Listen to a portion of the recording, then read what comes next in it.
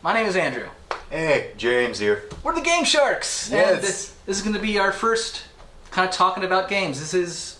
And what a one to start. It's one to start. It's certainly a good one to start on. And this isn't scripted or anything, even though I do have We have questions. I have questions. I have a list of talking points. But we want to make it as casual as possible. And yeah, we're going to go from there. We're going to be talking today about Mighty Number 9. A game that... If you haven't guessed. Very Mega Man related. You know, here he is, keeping us company and reminding everyone why we were so hyped about this game and how it really had a big thing to lead up to, and man, did it kind of falter. But we'll get there. So, before we begin, I do want to say that neither one of us, me especially, because I'll be doing the majority of the talking, because I'm the one who played the game, I played it through. You're a big fan. Like, you played all the original ones. I've played all the original Mega Mans.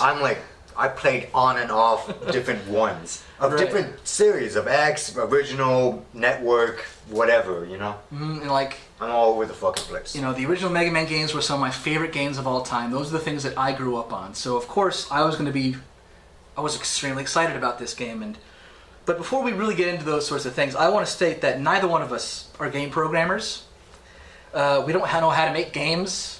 I don't know what it takes to code things. Like, if someone plopped me in front of a computer and said, make a game, I'd be like, I'll draw you a grid for tic-tac-toe. That's kind of all I can do in Paint. So, yeah. So my criticisms come solely from a gamer. The fact that here's the finished product that I can play. Now, maybe I could have been a better beta tester. Who knows? But that's kind of our stance, where, I don't know how, I'm sure it's very difficult to make games. It's not easy, I'm sure. But, so my history of things, as I said, I'm a very big Mega Man fan, and so the idea that the creator of Mega Man goes off and makes his own company, Concept. His name is Keiji Inafune. Yep. Am I pronouncing that correctly? You're good. Yep. You know, he goes Good off job. and says, I'm going to make the spiritual successor to Mega Man. It's going to be called Mighty Number 9, and I need your help to do it. And you know, I remember telling my friends when it was first announced, I was like, guys, the creator of Mega Man.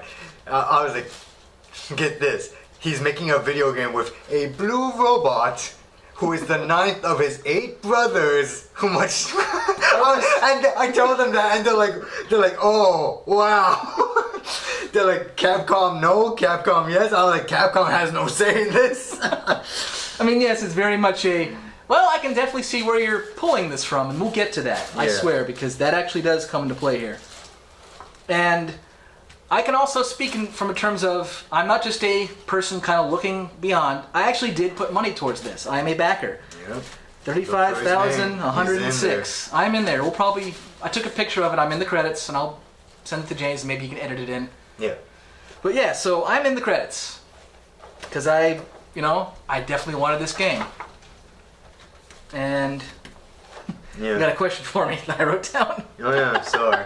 No, It's cool. That's why this is unrehearsed. This is off the cuff. Yeah. Because I wanted it to be real. What'd you feel when it was leading up to the release of the game? Like, I remember the hype was like swelling up so much during that. Like, it was palpable how crazy excited people were.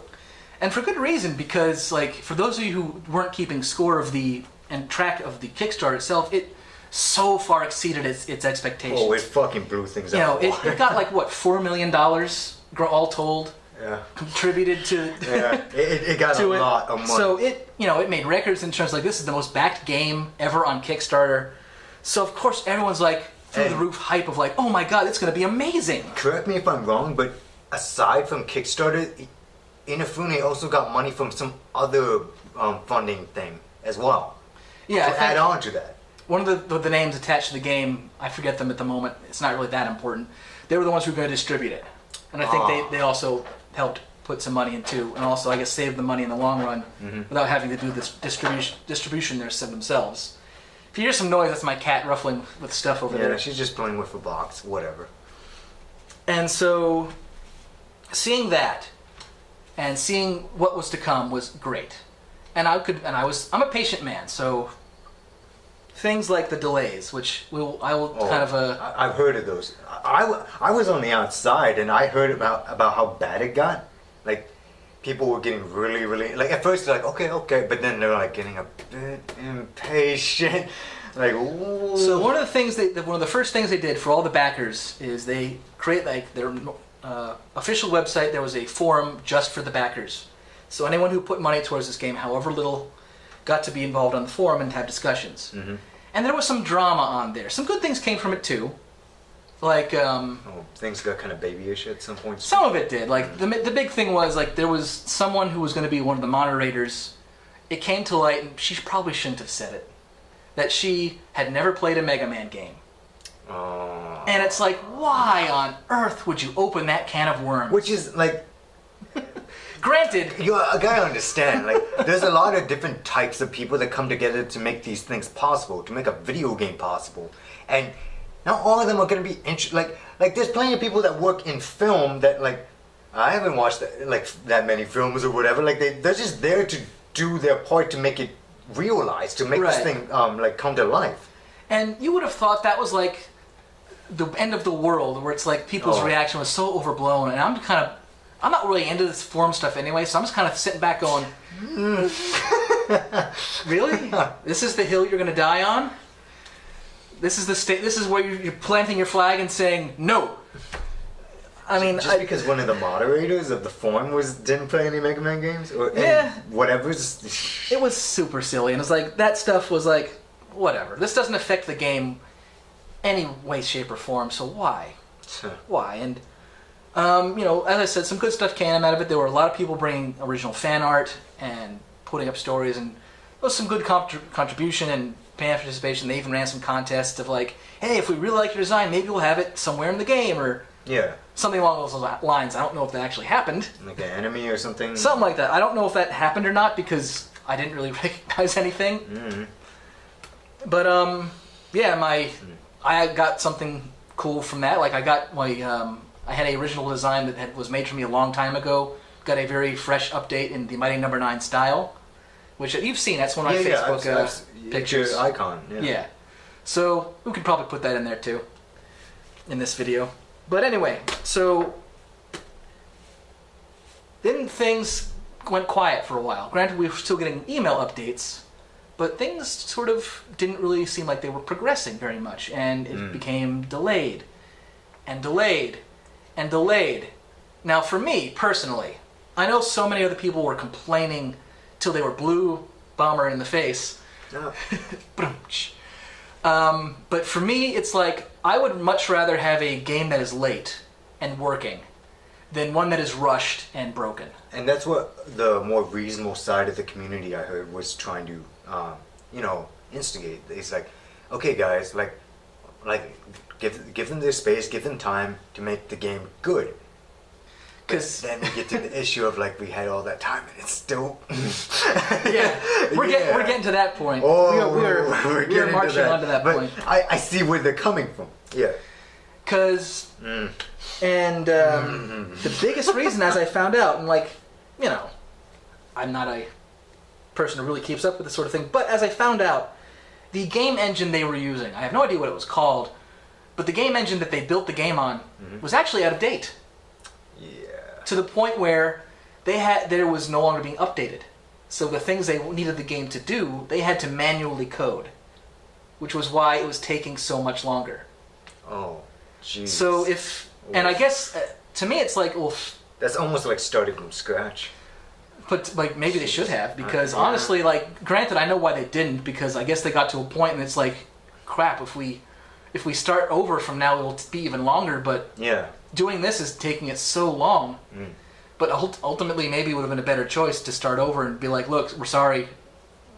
I know this is what we promised, but we have to kind of promise quality. Kind of a lack of foresight on whoever was in charge of that to pick a game engine that became so obsolete so fast. I mean, that's the thing. Like, that's why I say I opened with, I'm not a programmer. I have no idea like what engine they were using. Yeah, Even if they knew what it was, like if it was going to be out of date or not. It's their job to like make sure these foreseeable things don't happen. So that's kind of all the big lead up to when the game finally came out. In what was it, June of this year? I don't know. 2016. I think you should know better than me. Yeah. It was June because it was around my birthday when it came out. So then we get with Your pros and cons of it. well my experience, the experience. and one experience it was. Tell me, Mr. Andrew, what washed over you as you played the game? For the record, I had the Wii U version of the game, which, on my personal experience with it, it wasn't that glitchy. It was a little bit glitchy, but not bad. The worst thing I can say about my particular version was the loading times were unbearable at times, where it was just like, especially in places where you die. Because it's not like it takes just a long time just for the stage, and then afterwards I could see it's that okay. killing the pace of a game like this. Like, this game is built on fast. Like, it's like Mega Man except injected with like crack or whatever. Like that was the whole like their fucking advertising campaign. It's like, hey, it's so fast and blah blah blah. It does encourage you to be fast, and so And then you die, and then it ruins the fucking like pacing. because it's like equal time for loads between loading a stage and death. Wow. So it's just like, okay, let me try again. Oh, death! Oh! Yeah. And that happened quite a bit. Elevator music every fucking time you die. But let me say this. Let me say this. Where personally, I don't think the game is bad. It's not a bad game. It's not a great game by any means. It's very underwhelming, to be sure. Yeah. And for all the hype it got, that's very disappointing. It is certainly a disappointing game. You and I, man, we've talked about many times before how like too much hype can just kill something, whether it be a film or a video game or whatever, right? And I think this suffered. It was one of the key things that suffered so much from its hype, like because, like you said, it was like it was a perfect mix. This cocktail of all these old school fans backing it with huge amounts of money, all the expectations, all the goals being reached, and going beyond that. Like, I don't know any of the goals in the Kickstarter, but I believe there was probably like so many things like just reached and like just blowing out of the water. So, I mean, I don't envy them. I don't envy the programmers because that's a fucking hefty plate to like, It's a tall order to live up to. Like, just, here you go. You have a billion things to do now that we've reached all these things. Like, it's one thing to think of the monetary value, but then it's another to think of like what? Do you be like fucking like A1 pitches where like you have your employees work like 50-hour work weeks every single week where they're basically living in the studio or what? Like, you gotta remember these are people behind this. Right? Mm-hmm. They do burn out. They get tired. They make mistakes. Now, saying that, we gotta make. This game was saying that this was an all-star cast. What. These were experienced programmers. That's what people were saying. Like, these were experienced programmers. We have like all the original OG motherfuckers on this team, the big honchos and whatever. Which I kind of like. For some parts of that makes it hurt a little bit more, just because like, for example, the music was forgettable. It wasn't bad. Which is. But it's like, come on, coming from guys, the high standards of a Mega Man game. It's Mega Man. Am I known for my music? I don't know. Maybe. Anyway, God. So let's start with the fact that the graphics, while not ugly in any way, shape, or form. I don't know. Some people said they were ugly. Well, here's the thing, though. The original things that we were pitched, which were cell shaded, which were beautiful looking, and like even like some of the very early demos, they look great. This looked like something from the PlayStation 2 era.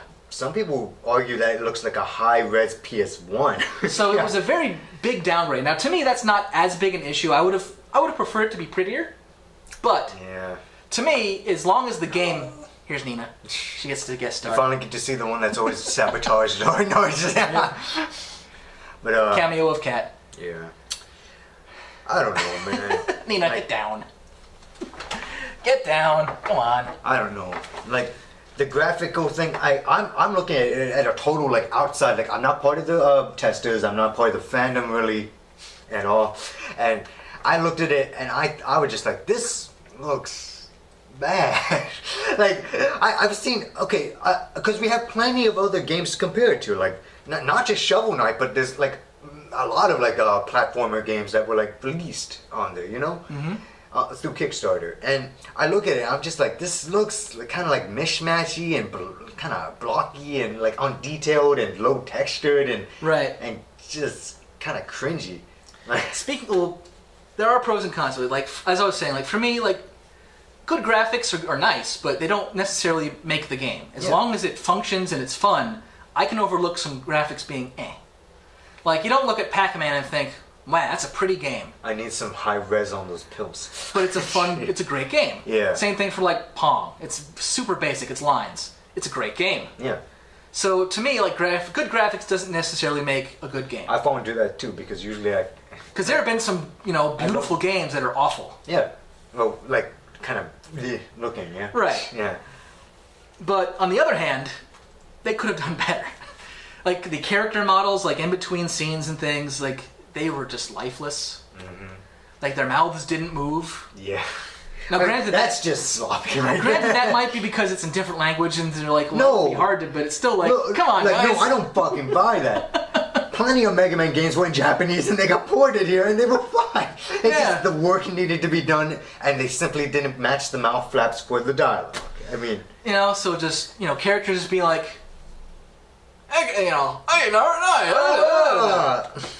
and the voice acting itself, I'm kind of skipping ahead here, voice acting itself ranged from to okay. You want to know what made me realize, like, was I saw like one of the first like advertisements for the game is like yeah, you're mighty number 9, blah blah blah. Like I was like what was the main thing that got everyone? Oh, is it like something along the lines of like you'll make your enemies cry like a weeboo on prom night. I mean no, not weeboo. Sorry, they didn't use that harsh of a term. An anime fan on prom night or something like that. Aww. And no, it's not that. That got everyone. It's just like oh.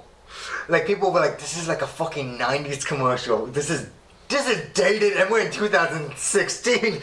Yeah. I think the only one this is more dated than the memes we pump out sometimes. What's funny is, like, the bland overall bland voice acting, the one character that it worked for who was basically emotionally dead, and it was actually kind of entertaining. Mm-hmm. The character of Call, which is essentially roll call. Yeah. She's Becky sort of Call, here. but Yeah. she's dead. she's very just monotone. She's basically emotionally dead. That's weird. So all of her lines are delivered, Professor, I detect mighty number 9 here. She kind of sounds like Aegis from like Persona 3. Yeah. Something. Oh yeah, you probably don't know who that is. It's a robot. She's a robot. She's the one lacking. Basically, she lacks a lot of personality, but her lack of personality makes a personality. I don't know. It's weird. I kind of found that to be more enjoyable because I'm weird like that. But bit of like a HAL 9000.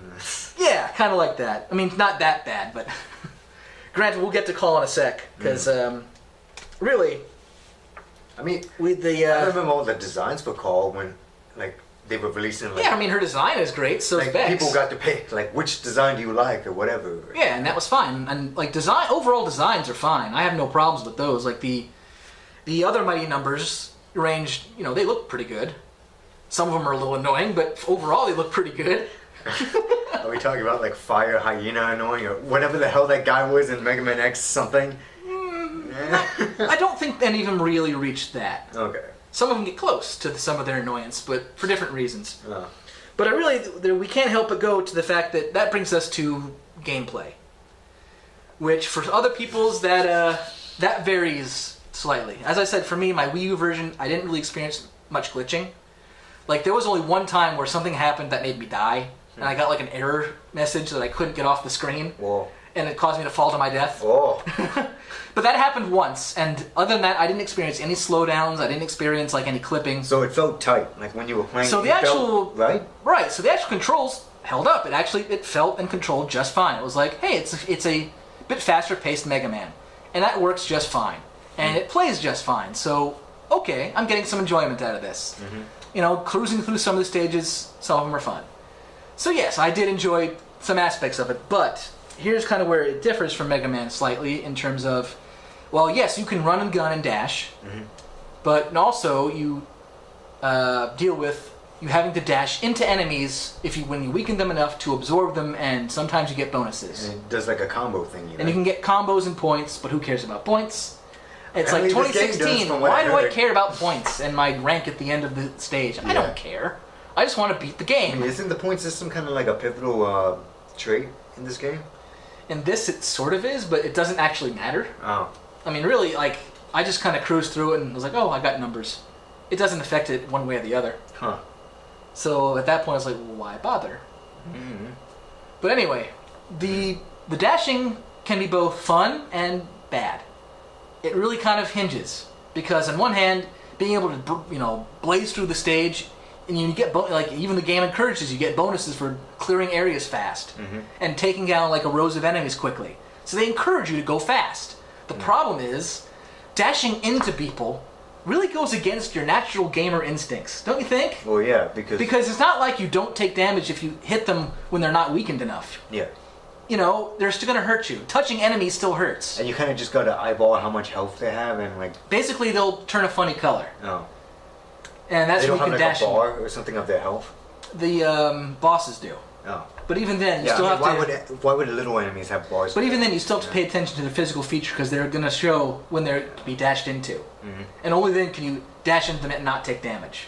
Jeez. So you only have that window of opportunity. And for bosses, if you don't dash into them while they're like that, if you miss your opportunity, their health will regain. Oh my god, that's bad. So battles can be extended. This way is new further. for me, folks. I haven't touched the game. Like I was watching Oh, before geez. I sat down and played it myself. I saw someone else kind of play a little bit of it beforehand, and they didn't really pick up on the dashing thing. So they were in the intro stage trying to fight the intro boss, and he was having a heck of a time doing it because he didn't really pick up on the fact that when they're like this, I dash into them, I mean, and it stops their health regaining. Is So it- he was like, is "What it do I do?" Is it unclear in the tutorial or something? Or? I mean, they say it, but the problem, like, the pro and con of some of the things they say in the intro stage is, on one hand, when they talk to you while you're walking around, it doesn't stop gameplay. You can keep running and gunning. Yeah.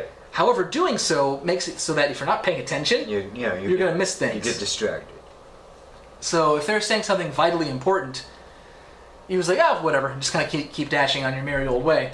You know what? I can kind of see, like, that's how I would always play the Mega Man X games. I would dash like crazy. Right. And like, I mean, that was the fun thing for me. It's like I could like blaze through a stage. I can jump over enemies with my dash and everything, and that was fun. Like, Yes. huh? But that brings me to kind of my next talking point here, which is the stages. Yeah.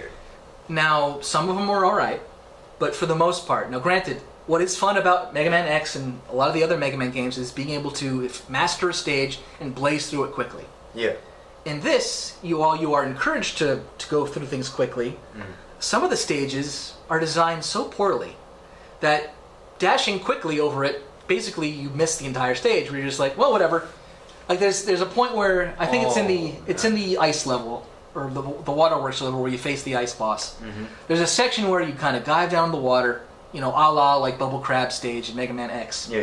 Where there's an underwater section and there's some dry land sections. But it's designed in such a way where as the moment you kind of dip into the water, you can just start dashing and just skip it all. Wow. Basically missing whatever they put down there. And I picked that up immediately. To me, that's like a cardinal sin for like video. Like if you design it like, unless it was intended, but at the same time, like you want to design your game in a way where it's like the character, like I mean, the player won't miss the level. Like Now, granted, I don't want, forcing the player to like play through every single step. That can be bad yeah, too. that can be like you want versatility, but you also want them to experience. you it. want you want experience. Like Or like if you put a Jeez. a little path for them to find and see, that's great. But Like, but here's the intended thing. branches is what I'm getting at. But here's the thing. There's very little incentive to explore because there's very little nooks and crannies for you to really. There's a few, and usually they net you like a 1-up or something. But Yeah. pretty much like the idea of exploration like you would have in Mega Man X isn't there. That's a shame. Because That's another thing I like about Mega Man X is like It's you very, find- very, you very find a straightforward. Hadoken or whatever. It's go to the end of the stage. I mean, The only one that's kind of different is the boss where you're in the Capitol building because that's a big circle. And the whole point of that first big part of that stage is find the boss because he's hunting you while you're hunting him. Ooh. So that's kind Okay, of that's a cool concept. so that one is actually kind of cool and it works. Yeah. But the others are very forgettable. Now, one of the things that I forgot to mention about Beck is the fact that he can grab onto ledges. He can't, kind of climb and like Mega Man X can, but he can climb up ledges and like hold on and then kind of go from ledge to ledge. Mm-hmm. And that works okay, except in one stage. For whatever reason, in the ice stage, there are ledges you can't grab. And they don't tell you can't grab them. Too slippery for his mega hands. It's never... his mighty hands. I don't know, because it's never... No one, there's no like little... Whoop, Beck, these things you can't grab onto. So the first couple times I was going through the stage, like there's an area where you're trying to maneuver. Yeah. And it's like, okay, well, this is kind of a sticky area, but I can dash over this and grab onto that, because there's some spikes here. And I can grab onto the ledge, hoist myself up, and keep going. Yeah. And he doesn't. And I'm like, why? Huh? And so when I tried it again, because it's like maybe I was too far away, and he didn't do it, and there were other ledges that I simply just could not grab onto, and I'm like, why? This makes no sense. It looks like every other ledge that I can grab onto. Every ledge I can grab onto except these. So why? That's it. I was gonna say like, did it have any consistency? But I guess not. Why? I mean, after a while, I was like, okay, I guess in this particular stage, these particular ledges I can't grab, but it's like, a little hint would have been nice. In a designing standpoint, you would make it like the ledge has a little bit of ice over it. Or, no, it was or just the ledge looks different, like it's rounded off, or it just visually looks different from your standard. I mean, the only number 9 ledge. I mean, the only visual difference was like there were some pipes, but it was like there are other pipes I can grab onto. Beck doesn't like pipes. What the fuck? So, which also kind of brings me to the fact that on the idea of the level designs not being good, the enemy placements weren't very good either. So they range from either being like, here's a crowd, to like, okay, they're just placed here to annoy me. Like seriously, to make man, jumps hard. I'm thinking like with that whole system of the whole dash through weakened enemies, I foresaw that as an issue because enemy placement in Mega Man games is kind of a thing. You have that one asshole enemy that jumps out of a pit or hits you, or like there's famous metals or metars that are like sitting right there, ready to hit you if you fuck up, right off that ledge.